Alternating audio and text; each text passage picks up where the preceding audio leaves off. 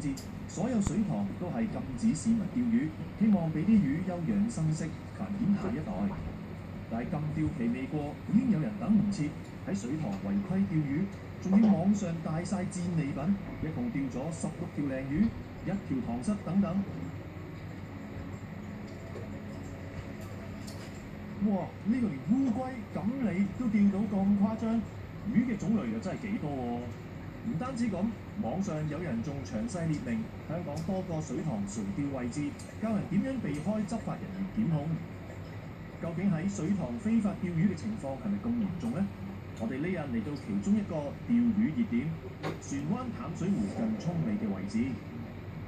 呢度比較隔涉，唔揸車根本好難嚟到。由路面行落去釣魚位置，真係一啲都唔容易啊！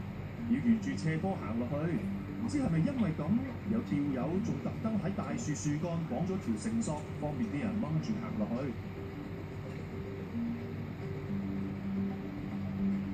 點知就發現呢個坐住凳仔嘅男人，好貪心咁用咗2支魚竿釣魚，佢仲準備埋撈魚用嘅漁網。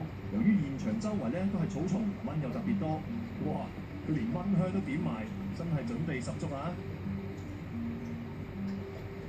而坐喺隔離釣魚嘅女人呢，就話因為心引起，所以明知禁釣期都要走過嚟釣魚。見佢坐低咗冇耐，已經即刻連中2條魚。當佢解緊條魚嘅同時，隔離個男人又有獵物上釣，收穫認真豐富喎。咁大嘅鯪魚咧，幾大個？即係個魚。好難講，有冇6斤啊？或者而家唔止啦，唔止呢啲。以前啊20幾斤，好耐以前啊20幾30斤，咁緊要啊？係啊，而家就少好多。而家又少好多，俾人釣晒啊嘛。哦。有一班嚟托魚嗰啲嚟釣啊嘛，佢哋好中意嚟啊嘛。一個人擺8支竿，哇！唔使玩嘅。咁啱㗎喎。由呢度一路擺上去嗰個閘口嗰度嘅。佢哋通常幾時嚟㗎？通常禮拜6啊。聽佢咁講，違規釣魚已經唔啱㗎啦，點解仲有啲人咁自私自利嘅呢？有冇乞人憎咗啲啊？冇公德心嘅又點似呢樣嘢啊？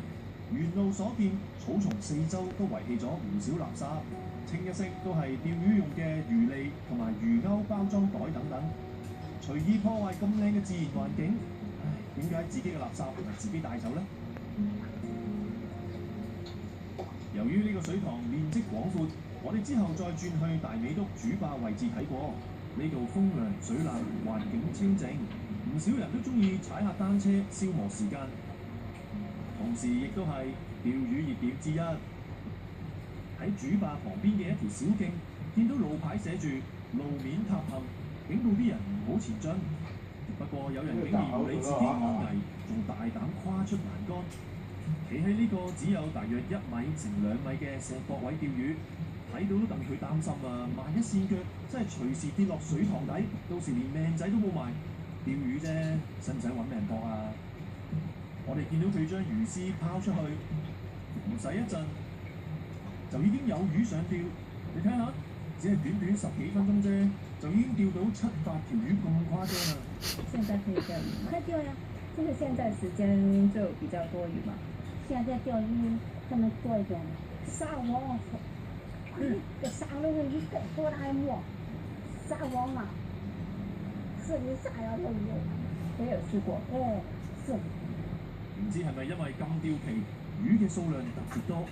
嗱，話口未完啫，佢又釣咗1條魚啦，魚獲非常豐富啊！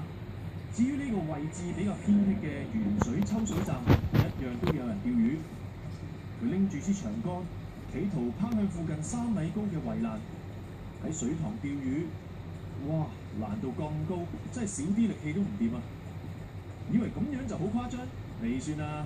喺新娘潭路對開，竟然見到呢個男人拎住一個漁網行近水塘邊，見到佢用力將個漁網撒落水，哇！見佢收網嗰陣，仲成個人浸咗落水，但係睇落呢處冇乜魚獲啫喎。不過佢冇咁容易放棄。佢仲繼續行過去比較深水嘅地方，當佢撒網嘅時候，竟然再一次游出水中心。非法網魚簡直係揾自己條命嚟教飛。見到佢呢轉用盡全力收網，咦？以為又係冇料到？咁你就錯啦！再擘大眼睇真啲，原來佢捉到一條至少3-4斤重嘅金山鯽魚。